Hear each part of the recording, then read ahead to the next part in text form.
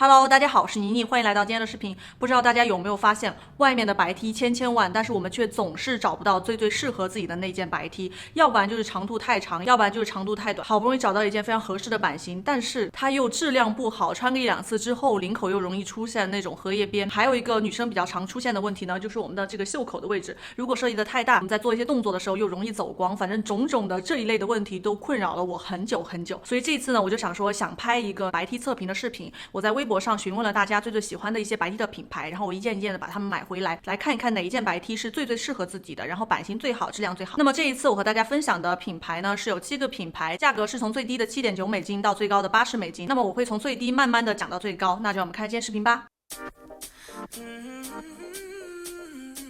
那么第一件白 T 呢，是我现在身上穿的这一件，是来自 Zara 的，也是今天价格最低的一件。在美国的这边的售价是7.9美金，然后在中国的售价是49人民币。那么这件白 T 其实它的整个版型我还挺满意的，它的长度也是属于适中的那种，就算你不扎进裤子里，穿上也不会觉得说太长，然后会显得整个人比较拖沓。它整个版型也是属于那种比较宽松，但是又相对合身的那种，不是那种收腰的。像这种白 T 呢，我其实不是很喜欢穿那种有一丢丢收腰的，我觉得那种有一丢丢收腰的就没有那么休闲嘛。然后另外一个，其实我非常喜欢这件白 T 的一个地方，就是它的整个袖子袖长够长，然后它的袖口又不是特别的大，就不太容易走光。然后还有一个地方就是这种袖长比较长的袖子，我在穿着的过程当中，它是会这样自然的耷拉下来的。像那种会翘起来的袖子的那种袖长的话，我就不是很喜欢。然后关于材质的话，这件衣服它的整个透度是大概80%的一个透度，是属于说如果你穿那种肤色的内衣，然后内衣又是那种全杯罩的内衣的话，它就不容易出现痕迹嘛。其实像我现在这样穿，你是发现它其实根本看不到内衣的痕迹。然后这件 T 恤我有一点点比较担心的一个地方，就是我觉得它可能穿不了太久，就是在我们穿了比较久之后，洗了几次之后，可能会容易出现这个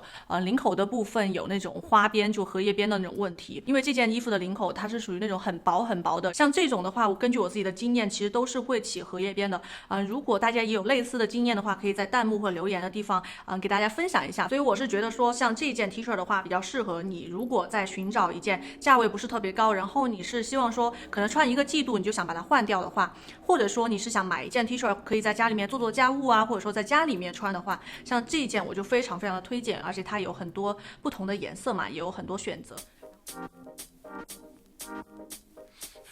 那么第二件白 T 呢，也是我现在身上穿的这一件，是来自 Only 的。这件白 T 我其实上身你们已经看到它的问题所在了嘛，就是它现在已经开始出现这种荷叶边的一个问题，但是因为它的价格也是属于55人民币的一个售价，所以我觉得我是可以接受的啦，因为我毕竟已经穿了已经有半年的时间了嘛，穿的次数也很多，而且我会经常在家里穿，就洗的次数也非常的频繁。那么这件白 T 单就它自己的一个版型来讲的话，我觉得版型我也是很满意的版型，是属于那种长度也比较适中的，只是比刚刚的那件 Zara 要相对而言长那么一丢丢。但是因为这件 T 恤我买的是他们的一个大码，所以我觉得它的尺码应该要比 Zara 的那个要偏小一点点。然后这一件它的整个材质是属于那种不是100%的一个棉，是有加入涤纶的，所以它穿上的时候会有一丢丢的弹性。那么这一件也是让我自己感觉到说没有那么推荐这种加入了涤纶等一系列弹性材料的白 T， 因为像这种加入了弹性材料的白 T 的话，穿上的时候你可能觉得会比较柔软，然后有弹性，但是它有一个非常致命的缺点，就是非常容易变形。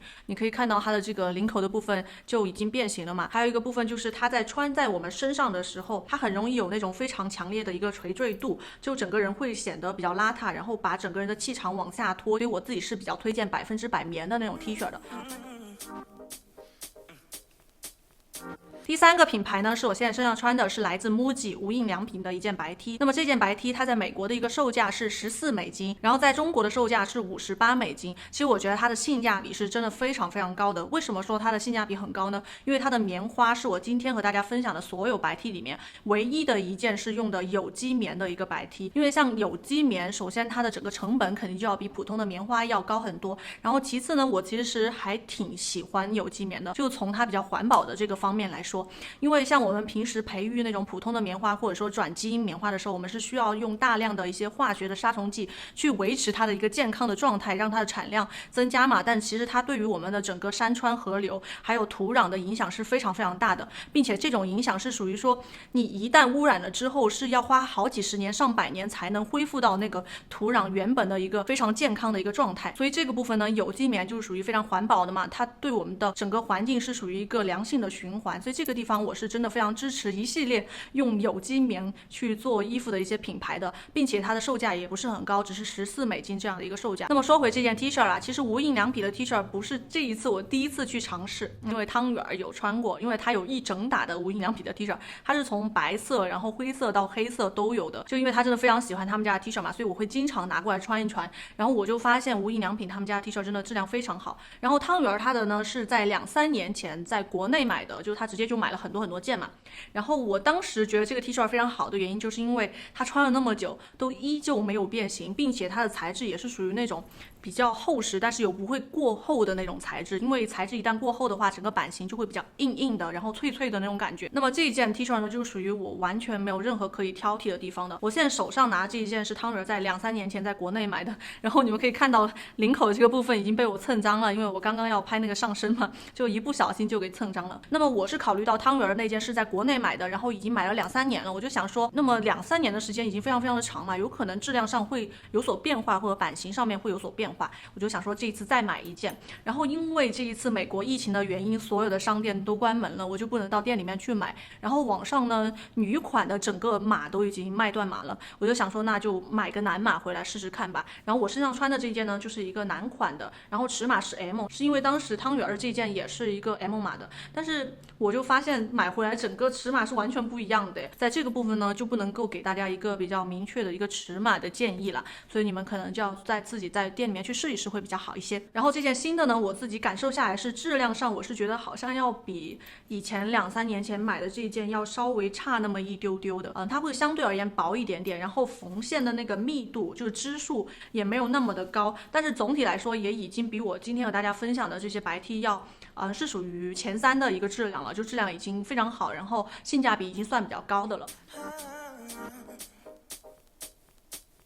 那么接下来和大家分享的这件 T 恤呢，是我这一次在微博上询问的时候，大家推荐次数最高的一个品牌，是来自优衣库 U 系列的一个基础 T 恤。然后这一次呢，我买的尺码是 M 码，就根据我之前在那个优衣库 U 系列的测评视频里面的经验来看的话，他们家的尺码会相对偏小一丢丢，所以大家一定要买大一码。然后这一次我就买的是 M 码，就刚刚好，然后在我的肩膀的这个地方也是合肩的。然后这件衣服我整体穿下来是觉得不愧是大家就是推荐最多次数的一件 T 恤，整体的质量真的非常好，然后版型也很好，这也是我自己觉得优衣库他们做的非常好的一个地方。他们不算是那种传统意义上的一个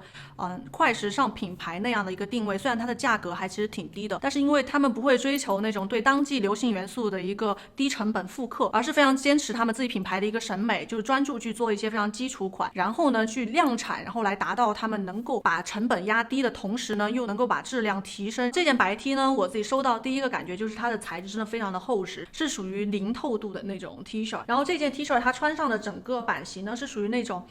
穿上之后，因为人的身体都是那种圆形的嘛，立体的，你会把它撑起来，有一丢丢的那种小小的一个修身的感觉的。然后长度也不会太长，是属于那种正常的一个白 T 长度。但是我是觉得说，对于如果它要外穿来说，还是会有点太长了，所以我是会考虑把它扎进裤子里面的。但是这个部分呢，就又是另外一个它亦正亦邪的一个部分吧，就它的因为材质比较厚实一些，所以我们再把衣服扎进裤子之后呢，它的那个腰的部分比较容易出现那种堆在那里的一个情况啦，就有一点小小的困扰到我，所以这是一个地方我不是很满意的。但是这件衣服它无论是从它的质量还是版型还是价格方面，我都是觉得属于今天我和大家分享的 T 恤里面的一个 top one， 真的就是最推荐的一件。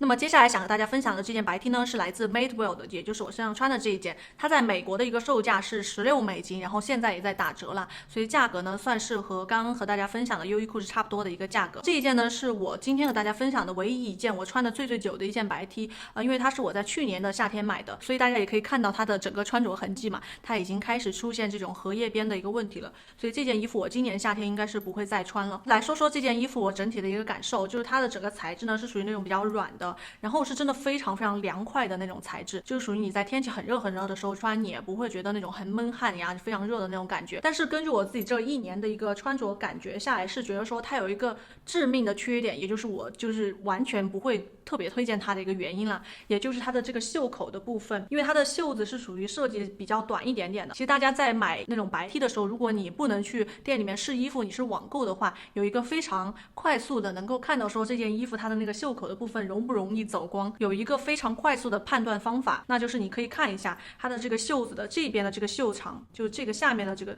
接近腋下这个地方的袖长长不长，还有它的这个袖子的袖宽宽不宽。一旦它的这个地方比较短，然后袖子的宽度又比较宽的话，就是非常非常容易走光的。像这件衣服就属于我这样把插着个腰的话，其实如果有一个人他坐在我的旁边，都是完全可以看到我的内衣和我里面的这边的。所以我是觉得像这件衣服穿上整个安全感会很弱，所以这个部分呢是我非常不推荐这件衣服的一个地方。那么接下来想和大家分享的这件呢是来自 Everlane 的，在美国这边的售价呢是$18，然后我身上穿的是一个 M 码，然后这件衣服呢它的整个材质是属于那种软软的，然后很舒服因为它的整个棉花是用的一个叫 Supima 的一个棉，那么这种棉花呢它要相对其他的棉花它的整个寿命会长一些，质量会更好，但是还是依旧有一丢丢的失望的是，因为 Everlane 他们是一个环保品牌嘛，但是他们的这个白 T 却没有用有机棉，所以这个部分我是有一丢丢的失望的。但是我是看到他们的网站有说他们现在正在开发这样的一个有机棉的 T 恤，所以应该在不久的将来会有这样的一个 T 恤出现了。然后这件衣服呢，它整个材质是属于透度，算是我今天和大家分享的所有 T 恤里面比较透的了。你稍微穿的那个内衣有其他的颜色，就是几乎完全都看出来的一个透度，所以这个部分我自己没有那么的满意了。而且这件衣服的整个版型我自己也不是特别的喜欢，因为它穿上之后呢，尤其是在腰间的那个地方会容易出现有一个像这样的一个弧线，就有这样的一个皱褶，会有一丢丢的看起来整个人比较邋遢一点点，然后很不精神。但是我对它的袖子的这个部分的设计我还是很满意的，就是它的袖子的宽度不是太宽，然后袖长也够长，就不会容易出现那种走光的问题。那么接下来想和大家分享的这一件呢，是今天价格最高的一件，是来自 Redound 的，然后售价在美国这边是$80，在国内560人民币左右的一个价格。其实对于一件白 T 来说，真的是一个非常非常贵的一个价格了嘛。那么这一件它的整个版型就跟我刚刚和大家分享的就不太一样，因为它是一个偏高腰的版型。那么当时我选这个版型的原因是因为它是 Redound 他们家卖的最好，然后并且最经典的一个版型，我就想说买回来试试看。那么其实针对这个版型的话，我还挺满意的，尤其是它整个长度是属于我穿上是比较高腰的，但是又不算特别高腰的那种，因为我自己是有那种很高腰的 T 恤嘛，就在家里或者空调房里穿的时候，那个肚子的地方真的非常非常的冷。但是这一件是你其实只要穿一个高腰的那种牛仔裤，它都是刚刚好能够无缝衔接的，然后从质量上面来说是真的就没有什么可以挑剔的。以前买 T 恤的一个经验来看，我是觉得这一件是属于你可以穿好几年，然后一直不停的洗穿都是不会变形的那种版型。那么在这个部分就可以和大家分享另外一件我真的穿了有5年的一个 T 恤，是我从刚刚来美国，然后在 American Apparel 买的，因为那个时候是 American Apparel 最流行的一个时候嘛，买了5年多，然后穿了很多次，也洗了很多次，依旧没有变形的。它的整个材质其实就和 Redound 的这一件非常非常的像。这一件 T 恤呢，其实我自己是觉得说，对于我现在目前的一个消费观来说，我觉得它还是属于性价比比较偏低的，因为毕竟$80嘛。所以这件 T 恤我是觉得说，如果你的预算足够，然后你是觉得说就想买一件可以穿很多年，然后版型很独特，然后材质呢也是属于那种偏 vintage 的一个材质的 T 恤的话，我就比较推荐这一件。这些就是我这一次想和大家分享的全部的白 T。然后这一次呢是尝试了7个品牌，几乎都是大家在微博留言然后分享给我的，然后也有些是我自己之前就买过的一些品牌嘛那么希望能够解决大家在寻找白 T 方面的一些问题。那么之后呢，我也想说再考虑要不要出一个那种测评白衬衫的一个视频。那么就是如果大家有任何想要推荐的品牌，都可以留言或者说弹幕告诉我，或者说你对白衬衫有任何的那种问题，或者说困扰你的一个地方，或者说你对白衬衫有任何的要求，都可以留言告诉我。那么之后我把它总结出来呢，就可以让我的整个测评视频变得更加的有趣，然后更加的丰富，也会更加直观的去解决你的问题嘛。然后这就是我今天想和大家分享的全部内容。那么我也会把今天分享的所有白 T 的一个链接都放在下方的信息栏或者评论里面，如果感兴趣的朋友可以去看一下。然后这就是今天的一个全部的视频内容，希望你们喜欢今天的视频。如果还没有关注我频道的朋友，记得点击下方关注我的频道，以后就可以第一时间看到我的视频更新。然后也可以去关注我的微博、微信公众号和 Instagram。那就我们下次视频再见吧，拜拜。